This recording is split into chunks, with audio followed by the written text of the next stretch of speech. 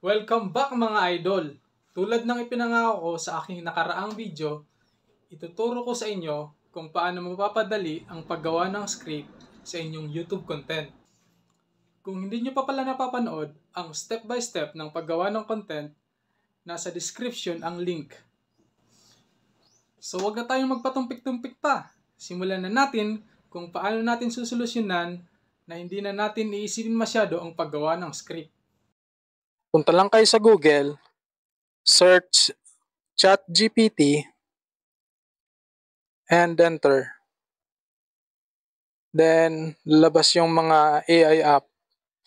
Click ChatGPT, and yan ang interface ng ChatGPT. Dito ita-type ko, I wanted to create a YouTube shorts entitled 5 ways to earn money on YouTube. Please provide me a script which can hook the viewers to watch until the end. Please don't forget to ask viewers to like, share, and subscribe to my channel.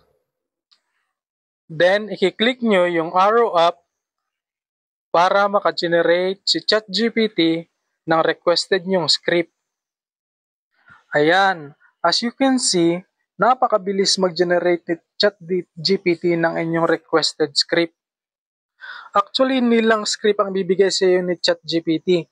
Once na-click mo yung generate, pati ang first scene na magpa-flash sa yung screen ay ibibigay na sa iyo.